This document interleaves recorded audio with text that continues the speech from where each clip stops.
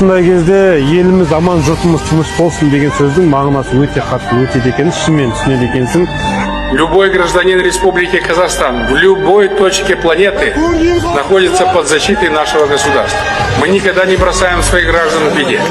Всякий раз, когда где-либо за рубежом для наших граждан возникает угроза безопасности, мы принимаем решительные меры, чтобы как можно скорее вернуть их на родину. Наш бирюзовый паспорт символизирует высокие ценности, на которых зиждется наша страна. Он признается по всему миру как документ прогрессивного современного государства. Біреулер сыр айтады көп, біреулер мұң айтады кеп. Біз кейде өмір сүреміз осы жұрт не айтады деп.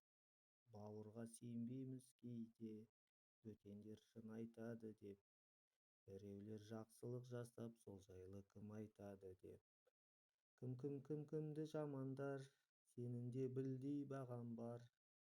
Жер басып тірі жүрген соң артында сөз бар жаман бар. Жаныңды ұғар адам бар, намысқа тиер надан бар. Сен жайлы сөз таратады ай, сен араласпайтын адамдар. Сен жайлы сөз таратады, сен танымайтын адамдар. Адамға бұл күн адам жат, сөйлемей сөзді сәл андап. Бір-бірімізбен қырылып, біттік қой бәрін жамандап. Әр қазақ жалғызым десен, бұл өмір маған саған бақ. Бір күнді өткізіп жүрміз, ертеңгі күнге алаңдап. Кімді жамандар, сенің де білдей бағам бар. Жер басып тірі жүрген соң артында сөз бар жаман бар.